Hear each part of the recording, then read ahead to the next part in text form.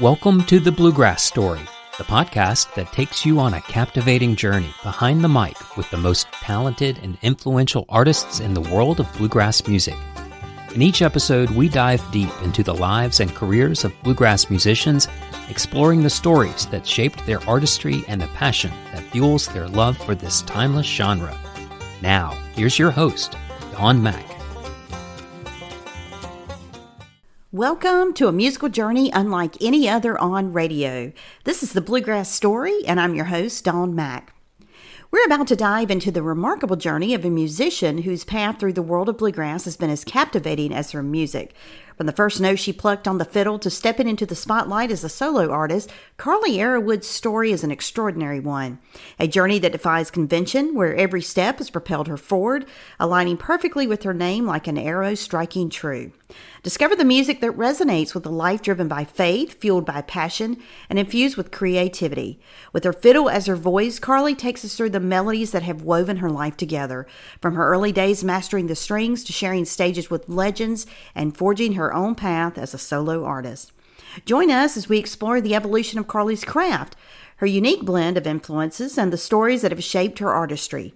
From poignant moments of triumph to behind-the-scenes insights into her creative process.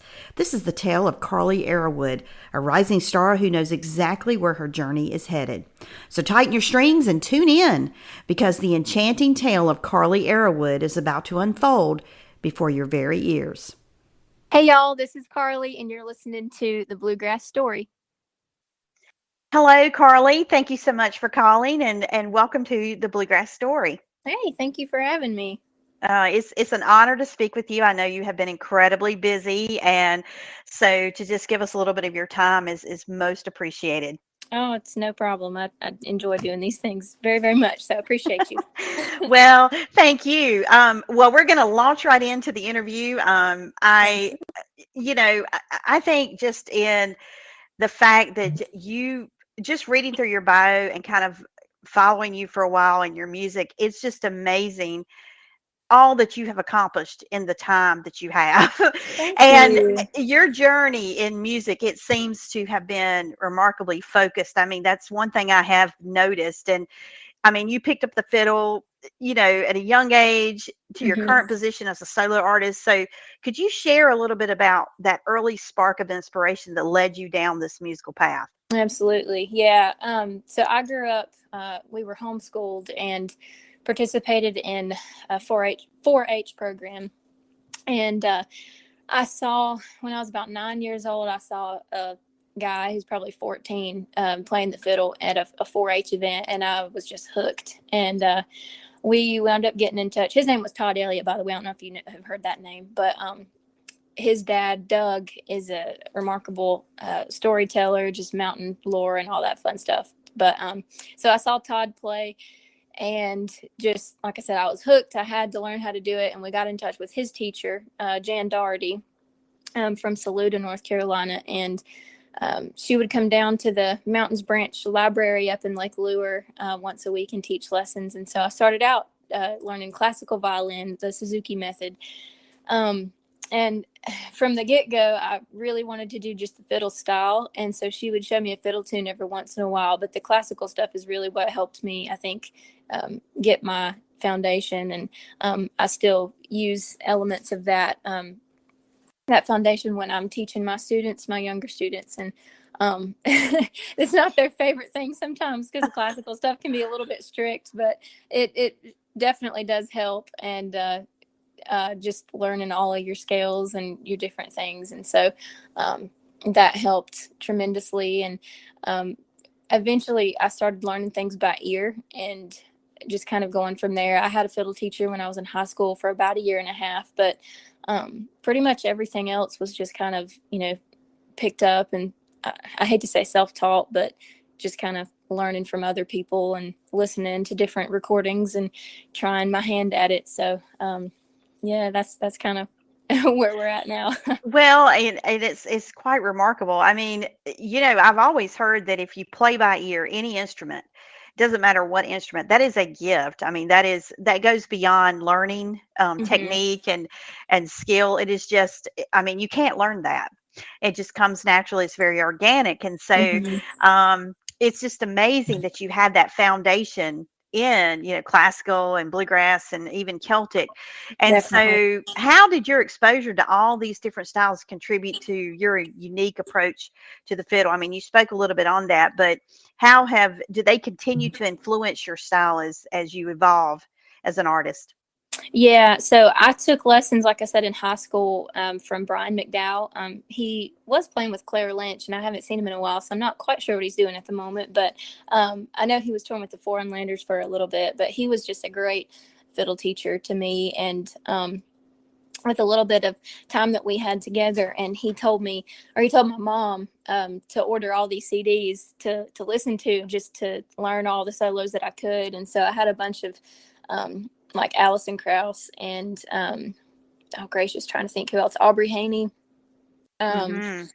yeah, Stuart Duncan, all the greats. And so he was just like, listen down to these, study them, learn as much as you can, and try to listen to each different style or each different person's style, and then you can kind of you can collaborate all of those together and create your own style. And so that kind of stuck with me. And so just kind of pulling from different ones. And my favorites are Allison and Aubrey, of course, and then Jim Van Cleve is another favorite. And so all of those are kind of different styles that I'll pull from. And then also I grew up watching Celtic Woman on PBS. And so Hmm. I always loved Marie's playing her dance. And I can't quite dance and play at the same time, but that's a little bit more difficult. But yeah, I always loved the Celtic style. And so pulling from things like that, and just kind of trying to still create my own style. I feel like I'm always learning. So yeah. Absolutely. Yeah. And, I was reading that you've had the opportunity to study, with such accomplished musicians like Brian McDowell, Sean Hmm. Lane, Jim Van Cleve, as you Yeah. mentioned, and Kristen Scott Benson. And so, how did learning from these experts shape your growth as a musician, particularly in the bluegrass realm? It definitely pushes you to hear things, I guess, on a different level. I know from just listening to different recordings, you can almost hear, like with the fiddle, you've got a bow. So you, like with a pick, you can't really tell if they're going up or down. And somebody told me one time, you can't hear what direction the bow is going. You can't hear the slurs, but you kind of can. And Hmm. so it kind of helps train your ears. So when you're listening to all these different players, trying to, I guess, master the rhythms behind different things. I don't know, that kind of is something that I've learned to hone in on, and just to really master a certain one's style. Not really master it, but just kind of get the hang of it as best you can. Listening to, trying to hone in on the different slurs and the different notes that they're playing, or the different pressure that they're putting on their hand, I guess, with the bow to try to get a certain tone or a different lick or something like that. I don't know. I hope that makes sense. Oh, absolutely. And, Yeah. it brings to mind, because you are an artist and you've studied all of these accomplished musicians, do you ever find yourself always, when you're listening to music or listening to particular artists, always, listening and observing, or do you ever take time to just kind of step away and just listen as an avid listener, a fan of bluegrass? Or is it really hard to separate the two, because you're an artist, and I think it just kind of goes with the territory? It does. Yeah. Sometimes there's certain things that I can listen to, and I'll nitpick it apart, and be like, oh, that's what they're doing there. Oh, that was really cool. Did you hear that lick? Or, but there's certain groups that I just, it's beyond me, and I have to listen as just a fan, because I just can't quite fathom it. Yeah. Um, so yeah, that's definitely a fun aspect of it too. Just appreciating other artists, and just, I don't know, learning Just sit from back and all of enjoy that. it. Right, right. Right. Yeah. Well, every artist has had a first, and we know that I want to hear. I know the story, but I would love for you to share with our listeners the story behind the founding of your first band, Carolina Jasmine. Oh. And I mean, that's going way back, but I think there may be some listeners out there who don't know this, and I just found this so fascinating. But it was you were the first all-female group, and you won actually to win the Fiddler's Grove Band Competition. So talk about that experience and what was that like? Yeah. Oh, gracious. That was so fun. I think I was 13 at the time. Wow. Yeah. So we had been a band a while. My sister's mandolin teacher actually put us together when I had just been playing the fiddle for a couple of months. I knew a few tunes to get by, and his name was Dennis McIntyre, and he's still picking and just having a big old time. But yeah, so my sister was 8, and she was just picking up the mandolin, and then my cousin Katie was playing the banjo, or no, the bass at the time, excuse me, and then she switched to the banjo. And then there wound up being like 5 of us. So, oh gracious, so long ago. We went to Fiddler's Grove just to, I guess, have experience being in a contest. And, we were little and trying to soak in all that we could. And we had practiced, our tunes that we were going to play in the contest, just super, super, all the time. Mm-hmm. And so we were excited to go up there and do that. But when they called our names to do that, to win, it was a whole lot of just excitement. I think that was the first contest we'd ever won. And so, yeah, it was really special. And then we later found out that in the festival's 85 years of being alive, we were the first all-female group to win the junior band contest. So that was just really sweet for and for very 5 special little girls, That's right. And even that young, you were already accomplishing big things, and which I think was kind of a precursor to where you are now. So let's just move forward a little bit, because you went from there, and now, well, I say now, but you joined Darren and Brooke Aldridge. That had to have been a pivotal moment for you. And could you share the story of how you connected with them and the journey that led you to becoming a full-time member of their band? Oh, sure. Yeah, I remember that too. It was all just such a God thing. I try not to take a whole, all the glory for myself at all. And I just, Lord, forgive me if I do, but it's all him. He's just so awesome at working things out. But I think I was 15 at the time. My dad was encouraging me to try out because they were looking for a fiddle player. Rachel was kind of getting married and having a baby, I think, at the time. And so they were looking for somebody else. And I was still in high school. And they wound up hiring Becky Buller. And so she played with them for, I think, 3 years and started doing her own thing. And so we wound up at the Red, White, and Bluegrass Festival in Morganton. They were doing the kids camp that year. They would always have a different professional band to come in and kind of teach the kids camp. And it was Darren and Brooke that year. And so we got to hang out with them a little bit more. And the band that I was playing in at the time, Most Wanted, got to be mentored by them quite a bit, and just with our vocals and everything. So my mom had, he remembered my mom from the way they had talked on the phone before about me trying out. And so just, I guess, kind of fast forward a little bit, I was getting ready to graduate. And so Becky was kind of starting to step down, and they had me fill in for them for a few gigs. And then the day after, I think it was the day after I graduated high school, I played my first gig with them. And then the day that I turned 18, I went to IBMA with them and kind of was hired on full time, and I played with them for about 5 years. So that was really, really fun. Oh my goodness. Just straight out of high school. Right. Yeah. Just straight out of high school. And that is an amazing story. And transitioning from being a member of a band to now stepping out as a solo artist is a significant move. And can you discuss your decision to strike out on your own and the emotions that came with that change? Yeah, for sure.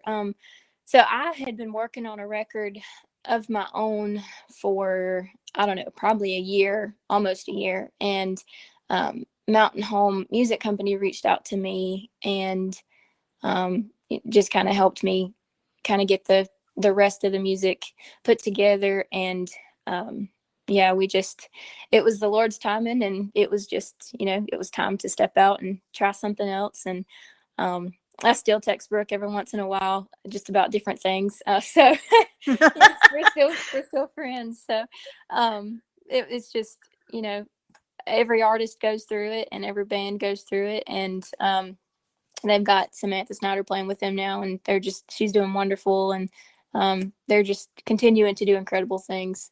So I hope to keep following, in their footsteps to keep doing those things. But yeah, we had a good time. 5 years flew by, gracious. But, yeah. And I can't think of a better way to get a professional start in bluegrass than with Darren and Brooke. They're just wonderful human beings and phenomenal musicians, but just really good people. And what a great couple to just take you under their wing and just help develop you. And I mean, so by the time you evolved as a solo artist, I think were ready to make that transition as well. You had a great foundation to work from. Definitely. Yeah. I definitely learned a lot from them, just vocal wise. And it actually pushed me because with our groups, Carolina Jasmine and even Most Wanted, I was always singing the lowest part because my sister would sing lead, or another fellow that was playing with Most Wanted would sing lead. And I had to always grab the lowest part. And then transitioning from that to Darren and Brooke, I was singing above Brooke. So, and she sings really high and really pure, so I was having to, that definitely pushed me as far as vocals go. So definitely hats off to them for helping me do that for sure. Well, and it's paying off because you have a beautiful voice. I love your voice. In fact, you're one of my favorite female vocalists right now in bluegrass. Thank you. And I mean, I just see great things for you because every single that you put out has just, I say, how you think it can't get any better. And the next single you release, and I'm like, oh my goodness, like I've got a growing Carley Arrowood catalog. But I've got to talk about your two latest singles, Chasing Indigo and To Sally's Run, because I believe these two singles really showcase your dynamic prowess as both a fiddler and a vocalist. So can you take us behind the scenes and just share the inspiration behind the two singles and how they came to life in the studio? Oh, I would love to. I love these two songs. Gracious, they're so fun. So we put Sally's Run out first, and that was back like June 23rd, I think. So it's been out for a few weeks. But so I wrote the tune. It just kind of came to me last summer, and just kind of messing around. I always wanted to write something with a Celtic flair, and I didn't realize that we would give it a Cherokee title. So but Daniel and I, Daniel's my husband, we went on a trip to Cherokee, North Carolina for our anniversary last year, and wound up going to the Unto These Hills outdoor drama. And if you guys haven't been, it's fabulous up in the mountains. But they just kind of tell the story of the Trail of Tears, and one of the main characters' name is Solly. And it's kind of, the story has kind of evolved into a legend among Cherokee and just among, Indian history. And it's really, really sweet. But so he's like this Indian warrior hero kind of person. And he winds up, gets into trouble with one of the American soldiers, and they wind up hurting his wife. And so he kills one of the soldiers, and then him and his boys run off into the hills. And that's why they call it Unto These Hills. It's just kind of telling his story. But somebody kind of goes up in the hills and says, hey, you need to come back, or they're going to do away with all the other Cherokee. And so their only bargain is you either come back and give up your life, or everybody else is gonna die because of it. And it was just, a really sad story. But so he does, and him and his two oldest boys wind up giving up their lives, and they're shot by their own people because he did not want to die at the hands of the American soldiers. He said, I would rather die at my own people's hands. And so just a tragic story. But so the song title was inspired by that, and I could just picture, three Native Americans running through the woods, just kind of running for their lives. So, and a really cool thing that happened in the studio, and we didn't even realize it until we got the first mix, but we had Tony Kreisman playing drums on that, and just giving his version of like a I'm trying to remember the name of the Celtic drum. I hope I say it right, but like a bodhrán. I Mm-hmm. think that's how you say it, Mm-hmm. but like a hand drum. And so he was doing that, but he also added some cymbals at the end. And so the beginning, it kind of sounds like where he's beating the hand drum, it sounds like them kind of just running through the woods. And then at the end, he starts adding in these cymbals as different depths and different just little spicy things, you know. Mm-hmm. And so we noticed at the end when we were listening, there were 3 crash cymbals that kind of close out the song. Mm-hmm. And I just got cold chills the first time I heard it. I said, that sounds like the gunshots that, you know, wound up ending their lives. And it was just like, so. Oh my gosh. I know he didn't realize he did it either. And so next time we were at the studio, I asked him, I said, did you do that on purpose? And he just looked at me. He's like, I didn't do that on purpose, but that's really cool. So every time we play that, I'm just like, man, that's awesome.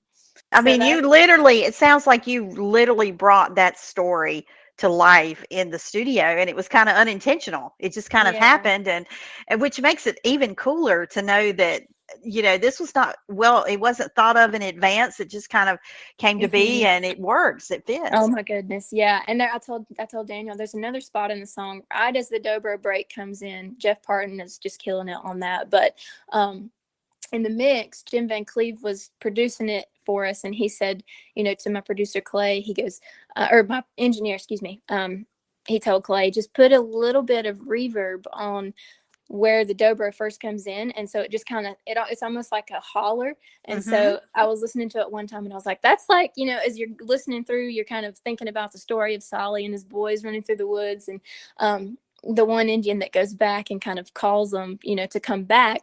That's that reverb right there. It sounds like, you know, somebody hollering, you know, Solly, you got to come back. So I don't know. I love finding things like that, and the music, and I can talk about it all day. So well, sorry, you know, I appreciate you sharing the story, because I mean, I've listened to that song, both of your song, I mean, all of your music really, but that song in particular, I love it. And it's one of my favorite bluegrass tunes out. And but I will never listen to that song the same way again. Now I've got the backstory on it, so it really brings it full circle. It's great. Yeah, it definitely. I mean, I'm a story girl, so I love, you know, it makes it so much more fun to listen to any kind of song if you hear the story behind it. And so I mean, we're always trying to be really intentional with the music that we write and what we put out. And so I want listeners to feel the same way that I do. Like, I'm just so giddy. So I'm like, yeah. And it shines through. It really does, not only in you talking about it, but also in the music itself. And which, you know, I've read that your playing and your vocals, they have been described as honest, powerful, and deeply rooted. And how do you channel your faith and personal experiences into your music? And what do you hope listeners take away from your songs? Definitely. Well, like I said before, we can't take any of the glory for ourselves, because you know, the Lord is the giver of all gifts, the book of James says in the Bible. And it just, every good and perfect thing is from him. And so our music is just a very, very good and perfect thing in our lives. And so we're just always so thankful for it. Yeah, it's hard to put into words. And we take it for granted too much. I feel like we kind of get in the groove of doing things and forget to just stop and say, you know, I get to play music for a living. And the Lord didn't have to do that, but, you know, he did. And that's just what he's called us to do. And so I'm very thankful that we get to do it. And we're learning how to be parents now. We just had a baby a little over 2 months ago. So we're trying to get used to traveling with her, but she's doing great and she loves our music too. And it's always just a blessing to get to do that with our families. And it's definitely. And to have your child grow up around this wonderful genre of music, and seeing you you know, continue to evolve as an artist, and be able to have that foundational you know, faith based within it. It's just, she has got a great future ahead. I mean, with 2 great parents and all the things that you're doing in music, and your husband too. Now I've got to touch on what he does, because I was reading a post on social media one day. You were talking about he binds Bibles. Is that correct? He does. Yeah. We're actually, this week is coming up on his 3rd anniversary of doing that. And so, Wow. yeah, he's very, very gifted. I'm trying to think. He got his dad's a pastor, and so his Bible was needing some TLC, and he reached out to a guy, I think in Alabama, and he got it rebound for Father's Day 3 years ago, and he got to studying on it, and he was like, I bet I could learn how to do this. And that was another God thing, because when he was in college, when we were dating, he was like, I just don't think I can sit behind a desk all day. And so I started praying for something for him to do, working with his hands and just being productive that way. And rebonding literally just fell in his lap. And so he's got a wait list of I think 8 or 9 months now. Wow. So, yeah, it's what incredible. a good problem to have, right? And I mean, it's just beautiful to see how you guys have put God at the center of everything you do, and how God has just molded and shaped your lives so that you can be a full-time artist and musician, and he can do this. And there's no work conflicts of going to an office 5 days a week. And Definitely. so it's a beautiful way to be able to live and to just be able to do what you love and your passion. It is. We're just so blessed. I can't say enough about how good the Lord is. It's just awesome. Yes, he is. Now, as you continue to make your mark as a solo artist, what advice would you offer to aspiring musicians who are navigating their own winding paths in the world of music? Sure.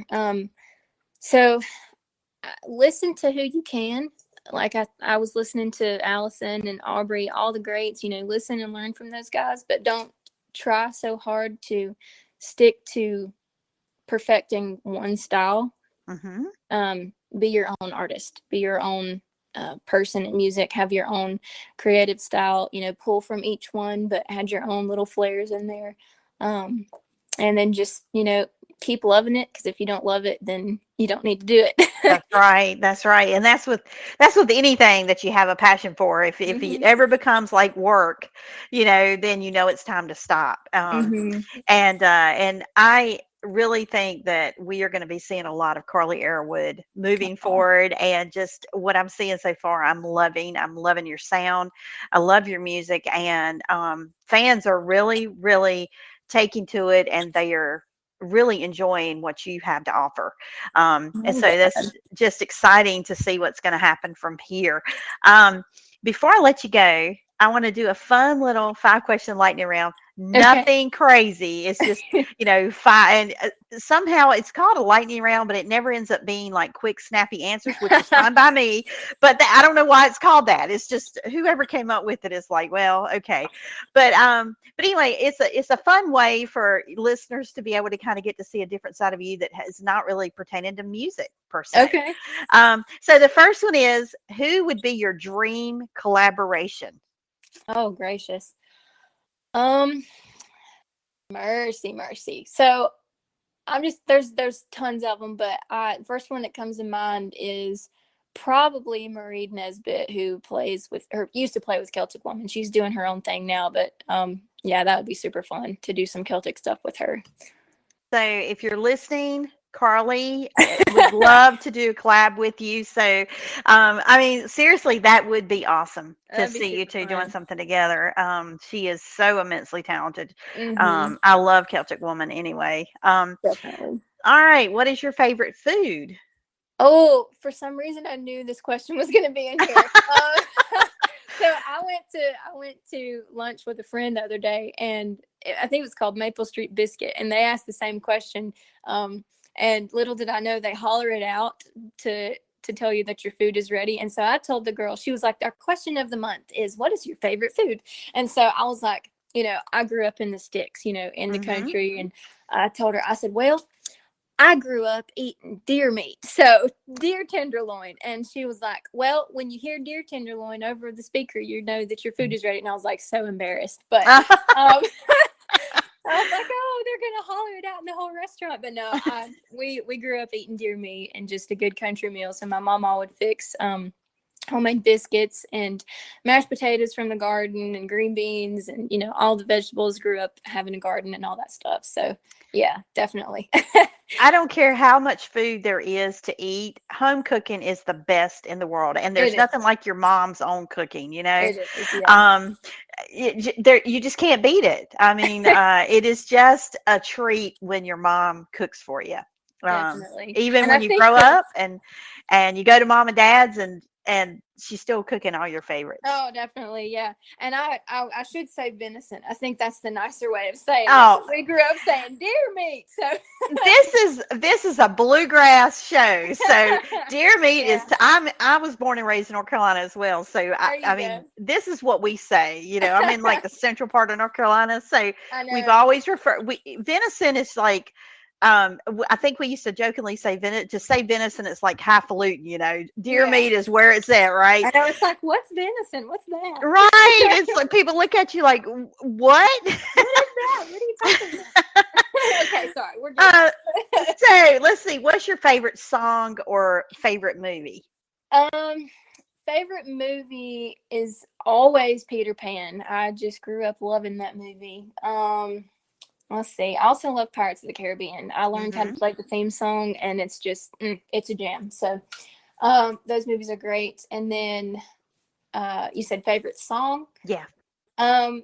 There's a great song by Randy Kohrs. You've probably heard it. It's called "The Two Boys from Kentucky." Such a good song. I love it. I've listened to it 100 times and I still get chill bumps every time. But yeah, it's an awesome tune. It really is. What is your favorite holiday or favorite season of the year? Favorite holiday is Easter. I love being in church around believers celebrating the resurrection of Jesus, and it's so special. In hearing sermons around that time, it just kind of reignites, your faith a little bit. And I mean, you never lose your faith, but it's just always good to hear stuff like that. So yeah, most definitely. Yeah. All right. Do you prefer going to the beach or the mountains? Oh, that's a hard question. Oh, gracious. I'm about 50-50 on both because, like, we're in the mountains this week. And so we always love being up here and spending time that way. But I also love the ocean and just how open it is. So I don't know. That's a hard question. Well, I'm the same. And you pick the right time of year to be in the mountains, although the fall of the year is gorgeous to be in the mountains. But because it's been so hot here in North Carolina, the mountains is obviously the better choice for August. Yeah, we got up here and I was like, man, it feels like fall. Yeah. My youngest daughter and I, we kind of send these memes about every day now, like, is it fall yet? Is it fall yet? And I'm almost thinking we're going to have an early fall we've had a couple of uncharacteristically cooler days for July and August. So I guess we'll have to wait and see, but nonetheless, well, Carley, I want to thank you so much for playing the lightning round, playing along, and for your time today. It has been such a pleasure speaking with you. Absolutely. You too. I appreciate you having me on. Sure thing.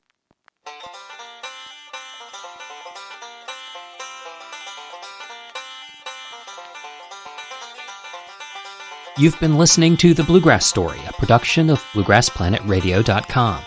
We hope you've enjoyed this insightful journey into the world of bluegrass music and its captivating stories. Remember, you can tune in to The Bluegrass Story anytime, on demand, on all major streaming platforms. Keep the bluegrass spirit alive, and thank you for joining us.